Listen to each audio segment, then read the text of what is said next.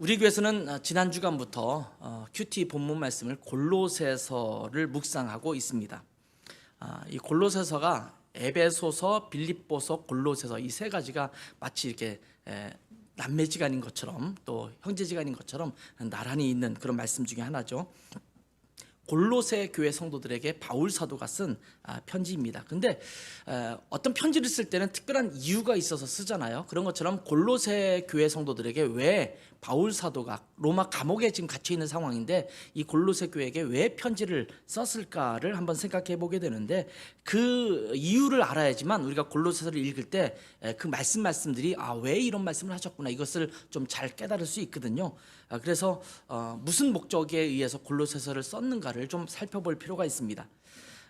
이 골로새 지역이라고 하는 지역은 지금으로 말하면 터키에 있는 그런 지역입니다. 이곳에 골로새 교회가 있었는데 이 지역에 심각하게 침투한 사상들이 있었습니다. 그건 뭐냐면 이단 사상과 또 헬라의 철학 사상, 이런 것들이 심각하게 들어왔습니다. 그래서 너희의 믿음을 흔들리게 하는 그런 이단 사상과 또 세상의 철학이라든지 이런 것들로부터 너희는 좀 조심을 하고 경계하고 든든히 서 있어라, 이것을 전해주기 위한 말씀이 첫 번째 목적입니다. 사실은 골로새서를 쭉 읽다 보면 그 세상에 있는 철학 또 이단 사상 이런 것들을 끊임없이 경계하면서 그것을 그리스도와 비교하면서 설명하고 있어요. 세상이 아니야, 그리스도야.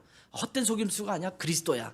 그리고 세상이 이단 사상이 아니야, 그리스도야 라고 하면서 세상에 있는 모든 것들과 그리스도됨, 또 그리스도의 주되심, 이것을 계속해서 강조하고 있는 내용이 골로새서입니다.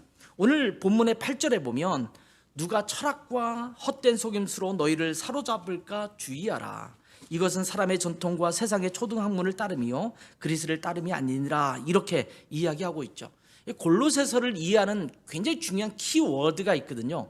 성경을 읽을 때 일반 책을 읽을 때도 마찬가지인데 그 책이나 또 글을 읽을 때 그 글에 담겨져 있는 키워드가 무엇인지를 알면 그 내용을 이해하기가 굉장히 쉽습니다. 그런데 이 골로새서에서 굉장히 중요한 키워드가 있다면 하나는 그리스도의 주인 되심이에요. 예수님이 주인 되신다. 예수님이 우리의 모든 것 되신다. 세상에 있는 것이 아니다. 이것을 말씀하는 것이 굉장히 중요한 키워드고, 이것을 상대하는 또 하나의 키워드가 있어요. 그것이 뭐냐면 철학, 헛된 속임수, 사람의 전통, 세상의 초등학문, 이런 것들입니다. 이 두 가지가 마치 대결하는 형국으로 이 골로새서가 쭉 쓰여져 있는 것들을 보면서 성경을 쭉 묵상하다 보면 골로새서 말씀이 좀 더 명확하게 여러분 가운데 들어올 것이라는 생각을 하게 됩니다. 초대교회의 이단 사상은 제가 자주 말씀드리는데 자꾸 말씀드려서 여러분이 막 머릿속에 딱지가 안 들 정도로 이렇게 들으면 참 좋을 것 같아요. 초대교회 이단 사상, 얼마 전에 제가 한번 말씀드린 적이 있는데 왜 자꾸 이 말씀을 드리냐면, 특별히 그 신약성경에 있는 성경을 쭉 읽다 보면, 특별히 서신서를 읽다 보면 이 이단 사상에 배경된 것이 굉장히 많이 등장하기 때문에 이 부분을 알아야지만 좀 신약성경의 서신서라든지 이런 것들을 이해하기가 쉽거든요. 그 첫 번째가 영지주의입니다. 또 하나는 유대주의, 또 율법주의입니다. 유대주의는 유대교가 갖고 있는 믿음의 기반을 바탕으로 한 것을 유대주의라고 말하는데, 거기에는 이제 율법주의가 있죠. 율법대로 살아야 된다, 율법을 지키며 살아야 된다라고 하는 율법주의가 있어요. 영지주의는 제가 지난번에 한번 말씀드렸지만, 영지주의는 육체는 완전히 타락하고 나쁜 것이고 우리의 영만 거룩한 것이기 때문에 이 두 가지를 분리시키는 그런 작업들을 하죠. 그래서 제가 예전에도 한번 말씀드렸지만 극단으로 가면 이게 금욕주의가 돼요. 내 영은 거룩하지만 내 육신이 약하니까 육신을 자꾸 학대하는 거예요. 몸을 막 때리고 굶기고 막 잠을 안 재우고 이러면서 내가 거룩하게 만들려고 하는 약한 육체를 막 학대하는 그런 금욕주의가 있는가 하면, 한편으로는 쾌락주의로 또 드러나기도 해요. 쾌락주의는 뭐냐면 어차피 육체는 버릴 몸, 그러니까 육체는 어차피 세상에 속한 것이니까 이것은 이 세상에 속해서 두고 갈 거야. 그러니까 마음대로 해도 돼. 죄에 있든 말든 이건 어차피 구원받지 못할 육체야 라고 하면서 뒤로 그냥 밀어놓는 거죠. 그러니까 쾌락주의로 빠져요. 내 영만 건강하면 된다라고 생각하는 거죠. 이 영주주의는 이 두 가지 극단으로 나오게 됩니다. 이것이 이제 그 당시에 있었던 그 이단 사상의 대표적인 것들이에요. 그런데 이런 것들이 또 서로 혼합돼서 종교적 혼합주의로 나타나기도 합니다. 이것도 잠깐 들어와 있고 저것도 잠깐 들어와서 혼합되어 있는 그런 사상들이 초대교회 시대에 많이 판을 쳤습니다. 이것이 빌립보 교회든 또 이 골로새 교회든 또 그 에베소 교회든 다 이런 사상들이 때문에 어렵고 힘든 일들을 겪게 되거든요. 근데 특별히 이 골로새 지역에 2장에 보면 라오디게아 교회도 잠깐 언급을 하고 있는데 아마 가까운 지역에 있기 때문에 두 교회가 이 골로새서를 같이 보라고 하는 마음으로 아마 편지를 썼던 것 같아요. 이 두 지역에 이단 사상과 헬라의 철학이 들어와서 골로새 교회 성도들의 마음을 또 믿음을 자꾸 흔들어 놓기 때문에 그것을 에바브라는 누구냐면 골로새 교회를 처음 시작한 사람이에요. 바울 사도가 골로새 간 적이 없어요. 에베소라는 지역에서 말씀을 가르칠 때 에바브라는 사람이 와서 그 말씀을 듣고 거듭나고 훈련을 받아요. 그리고 골로새 자기의 동네로 돌아가서 세운 교회가 골로새 교회거든요. 이 에바브라를 통해서 골로새 교회 소식을 들은 감옥에서 들은 이 바울 사도가 이런 것들을 경계하도록 쓴 편지가 골로새서입니다. 그러면서 초등학문을 얘기하고 또 헛된 속임수도 얘기하는데 8절에 보면 헛된 속임수는 궤변을 말하는 겁니다. 실제가 없는 궤변. 말은 그럴듯하게 보이는데 실체가 없어요. 그런 것들이 많잖아요. 이게 헛된 속임수입니다. 그냥 말로만 번드르게 해서 사람을 미혹하고 넘어뜨리게 하는데 정작 가보면 없잖아요. 여러분 보이스피싱이라든지 아니면 뭔가 투자하라 뭐 이런 얘기를 들을 때 그럴듯해 보이잖아요. 막 듣다 보면 저걸 투자하면 내가 뭐 떼돈을 벌 것 같은 생각이 있는데 실제로 들어가서 보면 돈을 투자하고 들어가서 보면 사이트가 없어지기도 하고 그 주동자가 전화가 끊기기도 하고 하면서 실체가 없어요. 이런 것들이 있잖아요. 그런 것처럼 우리의 사상이나 생각들에도 실체가 없는 것들을 헛된 속임수라고 말하는 겁니다. 이 거짓된 술수 또 영적인 거짓 사상들을 본질하게 얘기하는 것입니다. 요즘의 이단들 신천지를 비롯한 이런 이단들도 마찬가지죠. 그들의 그 이야기를 들어보면 그들의 주장을 들어보면 사실은 말도 안 되는 것들이 너무나 많은데 제가 어저께인가 뉴스를 들어보니까 신천지 교인 수가 많이 늘었다. 이 코로나 시국에 이런 황당한 얘기를 들었어요. 그런데 빠져 들어가는 거예요. 헛된 속임수에 빠지는 시대를 살아가고 있습니다. 그런가 하면 초등학문이라는 또 단어가 이 골로새서에서 종종 등장합니다. 초등학문. 이 초등학문은 어떤 걸 말하냐면 아주 기초적인 학문을 말하는 거예요. 그러니까 만물의 가장 기본적인 요소들 이런 것들을 초등학문이라고 말합니다. 만물의 가장 기초적인 이치들. 사실은 헬라 철학에서 굉장히 중요한 것이 만물의 근원이 어디 있냐. 어떤 사람은 물에 있다. 어떤 사람은 불에 있다. 혹시 여러분 옛날에 기억나십니까? 철학에 대해서 잠깐 들을 때 그런 얘기를 들은 적이 있으시죠? 이러면서 만물의 기본이 무엇인가를 찾는 그런 사상 속에서 기본 이치를 따지는 그런 학문들을 초등학문이라고 말합니다. 근데 원래 만물의 기본적인 요소들이나 기본적인 이치들은 하나님께서 창조하셨을 때 하나님의 창조 질서 안에 있었습니다. 그런데 인간이 타락하면서 이 만물의 기본적인 이치들이 자꾸 어그러졌습니다. 훼손됐습니다. 그래서 이것이 사실은 하나님의 창조했던 그 창조 질서를 어긋나는 그런 상황으로 바뀌게 됐지요. 그래서 이런 잘못된 가르침들이 세상에 만연하면서 오히려 그것이 옳은 것인 양 교회를 향해서 또 그리스도인들을 향해서 침투해 오는 그런 상황을 이제 골로새 교회 성도들이 겪고 있는 것입니다. 근데 사실은 이것은 이 시대를 살아가고 있는 우리 그리스도인들도 똑같이 맞닥뜨리고 있는 상황입니다. 예수 그리스도가 아니어도 어떤 종교를 통해서도 믿으면 다 극락세계, 천국세계 이것을 맞이할 수 있다라고 말하는 그 주장이 종교다원주의거든요. 종교다원주의는 어떤 종교든 다 하나님에 이르는 길이다. 그러니까 사실은 기독교만 그러니까 천국 가는 길이라고 배타적으로 말하지 마라. 너희는 너무 독선적이다. 아니다. 모든 종교가 다 하나님을 향해서 가는 다른 방향이 아니라 다른 길일 뿐이다. 이렇게 말하는 것이 종교다원주의입니다. 지금도 금욕주의가 있고 또 지금도 율법주의와 영지주의의 뿌리를 둔 이단 사상이나 또 세상의 철학들이 엄청 많죠. 이것이 끊임없이 우리 그리스도인들을 위협하고 있어요. 그런데 우리는 그걸 몰라요. 세상에서 말하는 떠드는 이야기들을 들으면서도 이것이 진짜 하나님께서 말씀하시는 그 진리에 부합하는 것인지 아닌지를 모르기 때문에 자꾸 거기에 나도 모르게 넘어가 있는 거거든요. 그래서 이것을 경계할 것을 우리에게 말씀해주고 있는 겁니다. 그러니까 정신을 바짝 차리지 않고 신앙생활하지 않으면 우리가 쉽게 흔들리기 쉽고 또 넘어지기 쉽습니다. 우리의 기초를 어디에 두는가는 굉장히 중요합니다. 내가 어느 곳에 기초를 두고 있는가. 대전에 제가 살 때가 있었는데, 대전에 살 때 뿌리공원이라는 곳을 간 적이 있습니다. 누군가가 뿌리공원이 좋다 이렇게 얘기를 해서 뿌리공원을 구경하러 가자 해서 우리 애들하고 다 데리고 한번 갔던 적이 있어요. 근데 저는 가서 좀 황당했습니다. 왜냐하면 가기 전에 뿌리공원을 생각할 때 저는 그냥 그 공원 이름만 듣고 갔기 때문에 무슨 나무 뿌리를 다 이렇게 깎아놓고 깎아놓고 해서 예쁘게 해서 전시해 놓은 곳이 뿌리공원인 줄 알았어요. 근데 가보니까 여기 잔디밭이 쭉 있고 여기저기 비석만 잔뜩 세워져 있어요. 비석이 뭔가 가서 보니까 성씨별로 이 성씨는 어떻게 시작됐고 어떤 사람이 시조고 이런 것들을 쭉 기록해 놓은 비석들만 잔뜩 있는 거예요.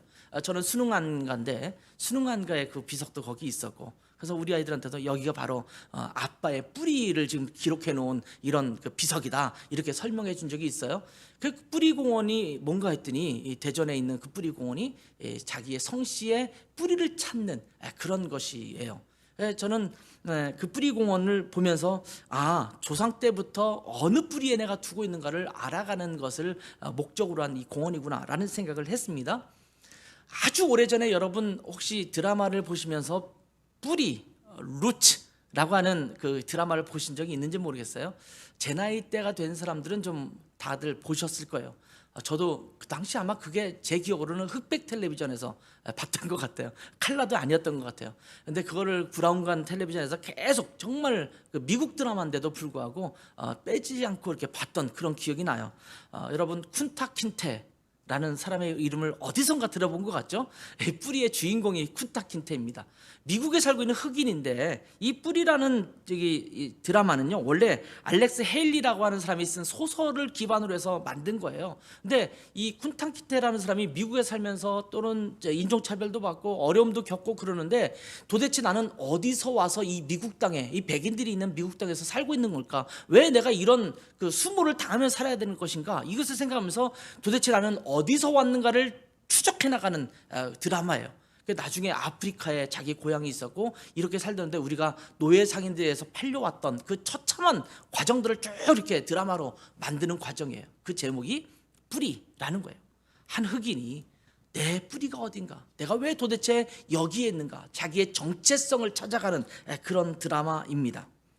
그런 것처럼 이 뿌리를 찾는 것은 굉장히 중요합니다. 왜냐하면 우리가 어느 날 갑자기 형성된 것이 아니고 이제까지의 과정들을 통해서 형성된 것이기 때문에 내 뿌리가 어디 있느냐에 따라서 내가 어떤 것으로 형성되어 가는가가 결정되기 때문에 뿌리가 참 중요합니다. 그런데 이 뿌리를 어디에 두는가도 참 중요합니다. 이 뿌리도 중요하지만 뿌리가 위치한 장소도 굉장히 중요합니다. 여러분 예전에 초등학교 같은 때 다닐 때 이런 실험을 해보신 적이 있을 거예요. 양파 같은 것들을 이제 컵에다 이렇게 놓고 이렇게 올려놓지 않습니까? 그 컵에 붉은색 잉크를 이렇게 넣어놓고 섞어서 넣으면 삼투압작용을 한다고 해서 그것이 이제 이렇게 해서 양파가 파랗게 또는 빨갛게 바뀌는 현상을 보았죠. 어디에 이 뿌리를 두고 있느냐에 따라서 그 색깔도 바뀌는 거잖아요. 제가 예전에 들은 이야기입니다만 어떤 목사님이 하와이를 방문하러 갔다가 그 하와이에 그 생강을 좀 봤는데 생강이 이 주먹만 하더래요. 생강 하나가. 야, 이 종자가 얼마나 좋길래 이 주먹만한 생강이 열리는가 해서 너무 신기해서 그 종자를 좀 얻어왔답니다. 그래서 한국에 돌아와서 밭에 심었는데 한참 자라고 나서 물을 주고 잘 거름도 주고 해서 좀 자라서 키웠는데 요만한 생강들이 다닥다닥 붙어 있는 게 나왔더래요. 아니 내가 종자는 분명히 이만한 종자를 가져와서 심었는데 왜 요만한 게 나왔을까? 라는 생각이 들어서 다시 하와이를 갈 기회가 있어서 한국의 종자를 가져가서 그 아는 목사님에게 이거 좀 심어봐 달라고 했답니다. 그랬더니 한국의 종자 요만한 걸 가져갔는데 미국 하와이에서 농장에서 재배를 했더니 이만한 생강이 또 열렸다라는 얘기를 들었습니다. 어느 토양에서 성장하느냐가 그 결과를 다르게 하는 거죠. 그러니까 어디에 뿌리를 두고 있는가는 굉장히 중요합니다. 오늘 말씀을 보면 바울 사도가 골로새 성도들을 향해서 권고하는 말씀이 나오는데 골로새 교회 성도들을 향해서 우리 그리스도인들이 어디에 뿌리를 두어야 되는가를 말씀해 주고 있습니다. 첫 번째, 이 오늘 본문에서 우리에게 주시는 교훈은 우리 그리스도인들은 예수 그리스도를 주인으로 삼은 자들이라는 것입니다.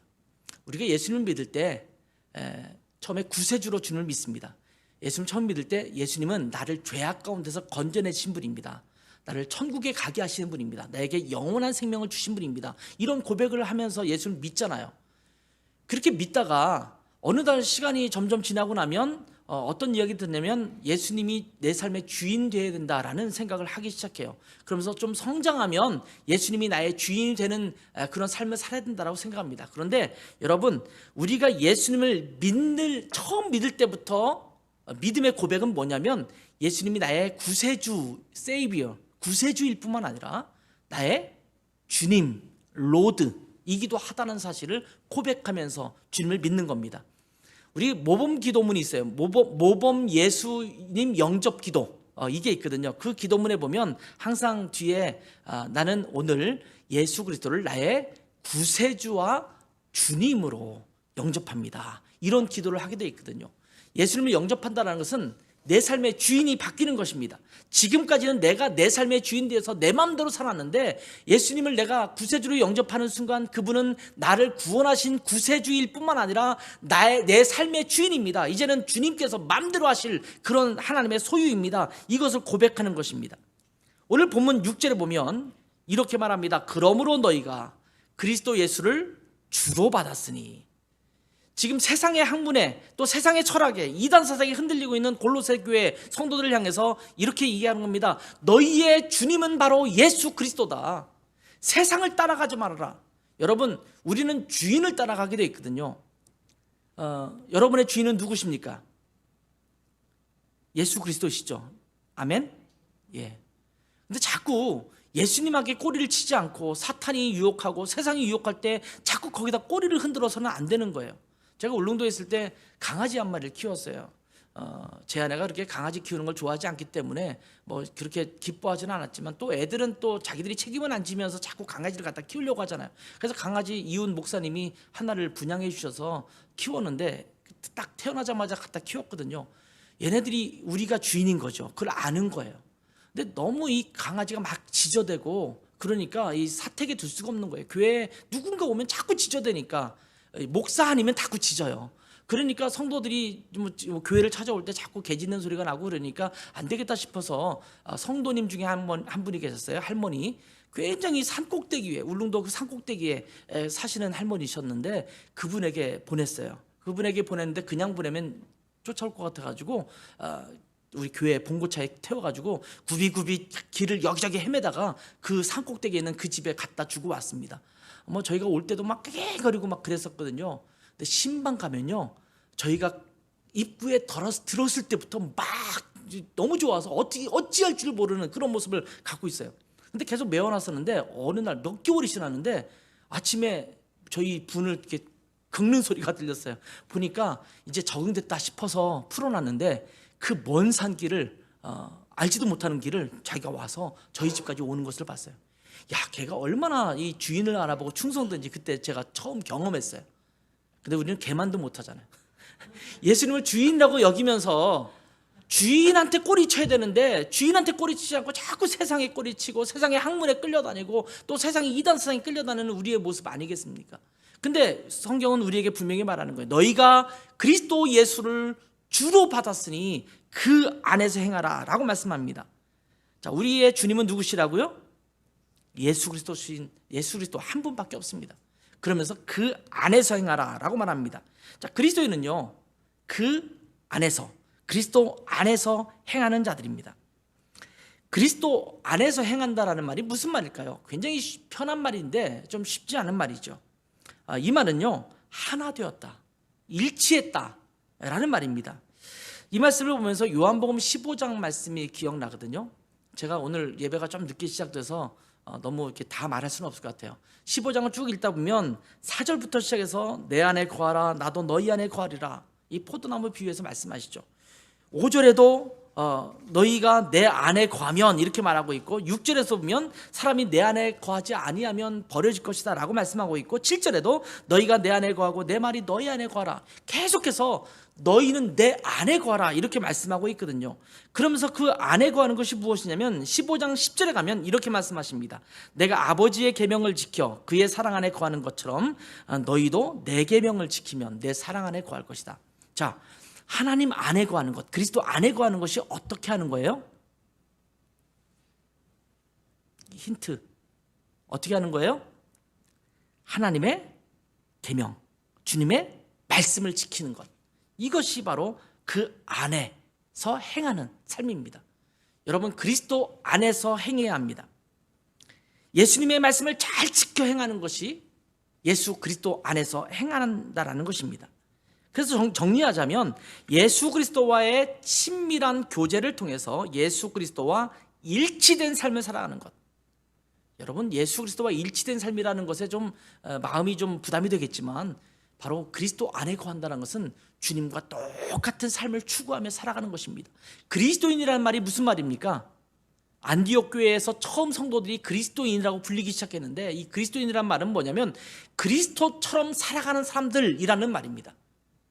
어떻게 예수님처럼 살아가? 그 예수라는 사람 알잖아. 그 사람처럼 살아가네. 그 사람처럼 행동하네. 그 사람처럼 말하네. 이런 의미가 그리스도인이라는 말입니다.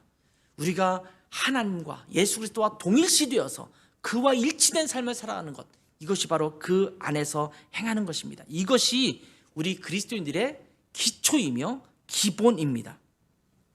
6절 7절을 다시 한번 읽어보면, 그러므로 너희가 그리스도 예수를 주로 받았으니 그 안에서 행하되 그 안에 뿌리를 박으며 세움을 받아 교훈을 받은 대로 믿음에 굳게 서서 감사함을 넘치게 하라, 이렇게 말씀하십니다. 예수님을 주인으로 삼았기 때문에 이제는 그 안에서 행하되 그 안에 뿌리를 두라 라고 말씀하고 있습니다. 이 뿌리를 둔다라는 것은 현재 완료형이에요. 현재 완료형은 어떤 말이냐면 이미 일어난 일이에요. 여러분이 예수님을 영접하는 순간 예수님 앞에 뿌리를 딱 박았어요. 완료형이라는 건 뭐냐면 계속 그 상태를 유지해야 된다라는 말입니다. 그러니까 여러분이 그리스도 안에 뿌리를 박았다가 이게 아닌 게 배요? 그리고 뿌리를 빼서 딴 데 박았다가 또 아닌가 봐서 자꾸 분갈이를 해서는 안 된다라는 거예요. 계속해서 그리스도 안에 뿌리를 박은 상태로 유지해야 된다라는 말씀입니다. 뿐만 아니라 뿌리를 박고 세움을 받아야 됩니다. 다시 한번 7절을 읽어보면, 그 안에 뿌리를 박으며 세움을 받아 교훈을 받은 대로 믿음에 굳게 서서 감사함을 넘치게 하라, 이렇게 말씀합니다. 여기서 말하는 이 세움을 받는다라는 것은 현재 시제가 쓰여졌어요. 헬라어에서. 그게 뭐냐면 계속해서 꾸준히 그치지 않고 계속 세움을 받아야 된다라고 말씀하는 거예요. 목사가 되었다고 다 성장한 게 아닙니다. 신앙적으로. 교회 장로가 되고 권사가 됐다고 해서 신앙적으로 다 성장한 게 아닙니다. 우리는 끊임없이 말씀 안에서 배워가야 되는 자입니다. 자, 세움을 받는다라는 말은요, 건축한다라는 말과 동일한 말입니다. 여러분, 집을 세울 때는 그냥 짓지 않습니다. 뭐가 있을까요? 처음에 집을 지으려면 처음에 설계도가 있어야 되잖아요. 설계도는 뭘 말하는 거냐면 하나님의 말씀입니다. 우리의 삶을 어떻게 세울 것인지 설계도를 우리 가운데 주셨어요. 그러면 이 설계도를 갖고 있다면 그 다음에 땅을 깊이 파서 기초를 세워야 됩니다. 얼마만큼 기초를 깊이 팠냐에 따라서 이 빌딩의 높이도 달라질 수가 있습니다. 그런데 이 깊이 파고 끝나는 게 아니지 않습니까? 깊이 파고 기초를 다 다진 다음에는 어떻게 됩니까? 그 다음에 뼈대를 세우고 거기에 벽도 세우고 벽돌을 쌓고 창문도 내고 지붕도 만들고 하면서 집을 세워가야 합니다. 이것이 세움을 받는다라는 말의 의미입니다. 우리가 예수 그리스도를 주로 삼아서 그것을 기초로 삼았다면 그 다음에는 우리는 어떻게 돼요? 계속적으로 세워져 가는 자들이 되어야 합니다. 여러분, 교회에 나와서 예배 드리는 것, 교회 성도로 등록해서 살아간다는 것, 이것만으로 그쳐서는 안 됩니다. 나는 예수 그리스도를 주님으로 삼고 그 안에 뿌리를 박았다면 이제 계속해서 어떻게 해야 된다고요? 세움을 받아가야 합니다. 다른 말로 말하면 성장하고 자라가야 된다라고 말씀하고 있는 겁니다. 10년, 20년이 지나도 그대로 머물러 있는 신앙생활이 돼서는 안 됩니다. 이 정도면 됐지라고 머물러 있어서는 안 됩니다. 계속해서 예수 그리스도 안에서 우리는 성장하고 자라가야 합니다. 이렇게 살아가면 감사로 귀결된 삶을 살아갑니다. 7절에 보면 그 안에 뿌리를 박으며 세움을 받아 교훈을 받은 대로 믿음에 굳게 서서 감사함을 넘치게 하라, 이렇게 말씀하시잖아요. 감사는요, 내가 감사해야지 라고 한다고 해서 감사가 되는 게 아니에요. 내가 뿌리를 그 예수 그리스도 안에 받고 그 안에 자꾸 세움을 받아가면 저절로 삶 속에서 감사는 넘치게 되는 열매가 되는 것입니다. 자, 우리 교회 2022년 표요, 여러분 2021년 표는 뭔지 아십니까? 주보에 항상 써 있고 이렇게 자막에도 잠깐 나오기도 하는데, 2021년 표는 우리는 하나님의 밭, 하나님의 집이라는 거였어요. 교회를 처음 개척하고 세우면서 이제 우리는 하나님의 밭이니까 이렇게 갈아서 잘 기경을 해서 이제 하나님의 집을 세워야 된다라는 기초적인 것을 얘기했어요. 이제 다 갈았으면 뭘 해야 될까요? 뿌리를 박아야겠죠. 그래서 내년 우리의 표현은 뭐냐면 그 안에 뿌리를 박아입니다. 따라서 해볼까요? 그 안에 뿌리를 박아. 예. 이제 개척해서 우리가 8개월이 됐습니다. 이제 한 해를 마무리하고 새해를 맞이합니다. 여전히 우리는 새롭게 시작하는 교회입니다. 시작할 때 중요한 것이 뭐냐면 기초를 든든히 세우는 것입니다. 섣불리 교회에서 이제 교회니까 이것도 하고 저것도 해야지 라고 하지 말고 이 기초를 든든히 하는 일에 우리가 집중해야 합니다. 예수 그리스도를 우리의 주인으로 분명히 삼는 것, 이것이 내년에 우리가 좀 해야 될 일 중에 하나예요. 내 삶의 주인이 예수님이라는 것을 견고히 하는 겁니다. 가장 기초적이고 기본적인 부분을 확고히 하는 것에 집중하려고 합니다. 그 기초적인 게 뭐예요? 복음, 또 구원받은 확신, 그리고 예수 그리스도의 주인 되심, 로드십이죠. 또 하나님의 말씀을 계속해서 묵상하는 것, 이것에 우리가 집중했으면 좋겠습니다. 그래야 그 위에 교회가 든든히 서서 이제는 앞으로는 세상을 향하여 선한 영향을 미치고 세상을 향해서 사역을 감당할 수 있는 교회로 설 줄 믿습니다. 이제 그래서 2022년에는 이제 그 기초를 든든히 다지는 2022년이 우리 교회가 되고 여러분 성도가 되기를 주님의 이름으로 축원합니다. 기도하겠습니다. 하나님 아버지, 예수 그리스도를 우리가 주인으로 삼았고 또 고백했는데, 하나님, 입술로만 고백하는 주님이 아니라 그 안에 뿌리를 깊이 박고 세움을 입어서 감사함을 넘치게 하는 저희의 신앙이 되게 도와주시고 또 그 교회가 될 수 있도록 축복해 주시옵소서. 하나님, 대충 기초를 만든 다음에 뭔가 세워가려고 하고 뭔가 겉으로 보이려고 하는 그런 교회, 또 그런 우리 그리스도인이 아니라 기초를 단단히 세워서 언제든지 무너지지 않고 흔들리지 않는 그런 교회로 든든히 설 수 있는 저희 라이트하우스 김포교회가 되게 하시고 우리 믿음의 성도들 될 수 있도록 축복하여 주시옵소서. 감사하며 예수님의 이름으로 기도했습니다. 아멘.